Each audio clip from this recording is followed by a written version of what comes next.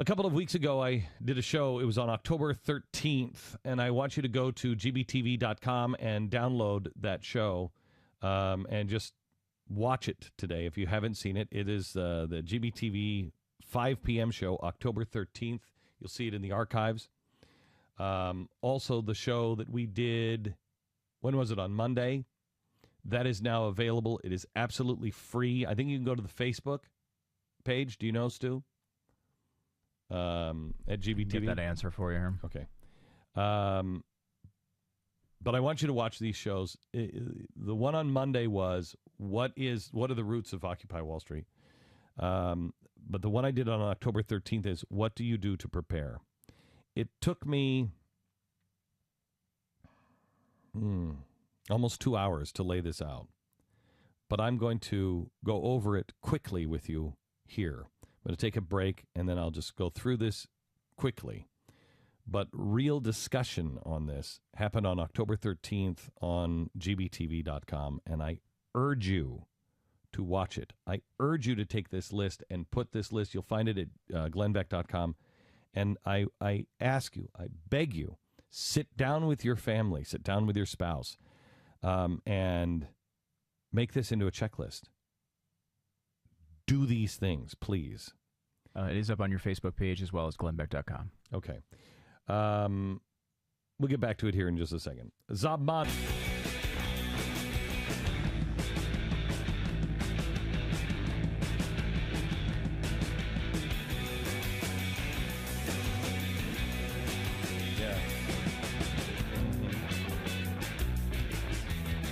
First, Glenn says it. Civil unrest could happen. It will happen. Already is happening around the world. No matter what anybody says, Stephen Lerner, I know you mean it. Then others criticize it. Stephen Lerner's mortgage strike idea is not going to happen, even with the attention that Glenn Beck and I have now brought to it. Then they all start saying it themselves. Hundreds of protesters have flooded into lower Manhattan around Wall Street. That's the bank that took my dad's home. Calling for a day of rage against America's financial institution. We've got some stuff in Boston and New York that's going to really be spectacular. It's all starting to happen. You can wait for the media or start your search for the truth at its home address, gbtv.com. The truth lives here. On October 13th on gbtv.com, a show you can look up and I urge you to watch with your family, I said that you need to do these things. These are answers that I have been praying for a long time. I sat down to write something entirely different, and this spilled out. So take it for what it's worth. This was not something I prepared for. This just came out of the end of my fingers. Buy farmland. Grow your own food. Live near people and begin to make alliances of skills. In other words, be able to barter. I can't fix a car, but I can teach your kids, whatever. If you can't buy farmland, live near farmland. Electronics free is what I wrote, but I don't mean to be completely electronics free. I mean to be free of electronics as much as you can. Paper copies of important documents. Know where your deeds are. Take them in a moment of emergency. Make sure you have paper copies of everything. College, school. Apprenticeships are the future. Discuss the value of school for what you can earn. Do not look for labels as they are going to become meaningless. I wrote Yale next to this. Find other forms of school online. Teach young children now that college is not a given. Demand merit from school and students, or pull your time and your money. Educate yourself at all times. Always be reading a book. Have hard copies of important books and documents. I read almost everything now on electronics. I hate it, but I read. I mean, you should see my desk. My desk is stacked with books and so much to read. I just can't carry them all around. So I read almost everything on electronics. don't avoid electronics, but anything that is important, make sure you have a hard copy of it. Learn old or lost practices, mending, canning, farming. Learn how to fix an engine. Relearn how to read a map. Have a map. Know the news, as life can change quickly.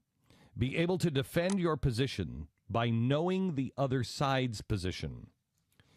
Under the heading of traditions, preserve what is important.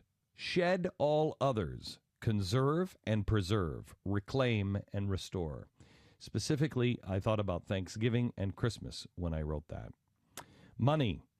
Gold, food, cigarettes, liquor, sugar, ammunition, guns, seeds. Skills. Barter. Skills is gold. Skills is currency. Knowledge is a currency. Have 30 days cash on hand. I've said this one, and I have to tell you, it is really, really difficult. Really difficult. Because people are saying, well, that's crazy. Would you please go to the bank, and if you have it, make sure you can have 30 days cash on hand. Keep it someplace safe. But this is in case, Pat lived through Katrina, or it wasn't Katrina, it was... yeah, there was that too, but it was Rita. Yeah. When the ATMs stop, if, God forbid, there's a collapse of the bank, look at what's happening in Europe. It could happen overnight, and they have to restructure, and there's no money in the ATMs. Have 30 days cash on hand. Don't take all of your money out of the bank, but 30 days cash. This one I wrote, and I could not believe it because I just rented a house because I didn't think this is the right thing to do. This came out of my fingertips, and I went, oh, crap. Buy a house. Okay. Stop all excess spending. Buy quality only. Forget fashion only. Measure twice, cut once. Do not waste. Consider a fuel-efficient SUV or truck. Consider something prior to 1979 that you can fix yourself. Location. Live near like-minded people. What this means to me is find the things that are... find the people that... where the tipping point is in your favor. Not everybody's going to agree with you, but get the tipping point in your favor. Texas, mountains, or where God still plays a role in real life. If you cannot move, because no place will be untouched, you're not moving to safety. There is no place that will go untouched. If you cannot move, create a network of people. Business and work. Be the best you can be. Be the one employee that no one can fire. Be the jack of all trades. Small business. Be the product or service that no one can cancel. Conserve and preserve. Learn from the Depression. Advertise when no one else is. Chevrolet stayed in business. Because of it, they actually became number one. Because they were the only ones that advertised during the Depression. To stay in business, you must downsize and preserve. This is important because as much as you want to say we're all going to stay together, there are stories that I have learned. A very famous architect or developer here in New York in the 1930s, he was the Donald Trump. And the Depression hit. And many of the very famous buildings here in Manhattan were built by him in the 1920s and right before the Depression. And he was Donald Trump. He held everybody and said, this is going to turn around and we're going to stay together. And he bankrupted himself and everybody lost their job. You can't hold everybody together. You have to do your best to do it. But understand, you have to shed as you go along or you're going to put everyone out of work. Put your money where your heart is. Do business in symbiotic ways. We need each other. Work with people who will help you, and you can help them. Do not try to put others out of business. Let them do it. Adopt the Macy's and Gimbel's theories from Miracle on 34th Street. Never be the smartest man in the room. Take care of your employees the best you can. Take less, give more. Read Franklin and Washington. When it comes to life, do not plan your life and then move. Plan, then listen and obey. Practice at least Franklin's American religion. Serve. Honor all of your obligations. That's going to be a tough one. Preserve food, time, money, and energy.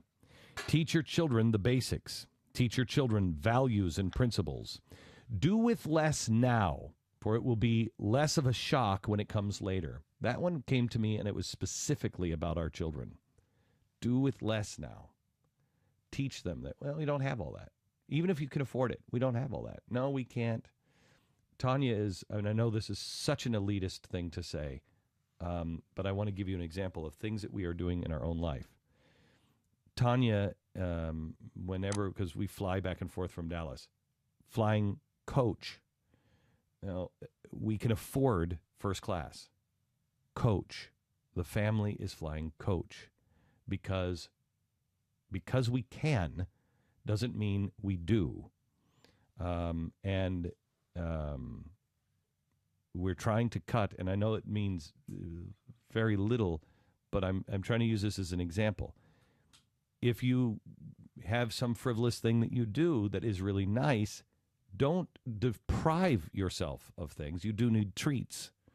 You do need things that you're like, you know what, I like that, and I want to keep that. But do it strategically, and help your children understand now that we don't do that. We don't have that. It'll be less of a shock. Join a 912 group. Link online, but get the phone number and physical location of your friends. Have a meeting place established for your family. Read the Bible. Read the Bible. Read the Bible. Have a gun. Know how to shoot it.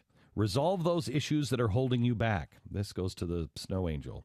Stop all behavior that does not expand you or others into good. That one you could meditate on and change your life just on that one. Stop all behavior that does not expand you or others into good. Make amends for what you have done. Find peace and then get to work. Teach your children work ethic. They're going to need it. Tolerate nothing that you feel is wrong by remaining silent. And what I mean by that is you don't have to kick up the dust. What you do have to do is stand up and leave. Let your children see you stand. Be honorable in all of your dealings in life. Understand that anger is a part of life, but never feed it. The first look is not a problem. It's the second look. Never be the best man or woman in the room. Be happy, optimistic. Life will go on. Make plans for the future. Get married, have children, sing songs. This, I urge you to make this into a checklist and do these things. Understand them. You can watch the episode on gbtv.com. It is from October 13th, a week ago last Thursday. And you can get this particular piece written on glennbeck.com right now. Please do these things immediately with your family. Glenn Beck. Mercury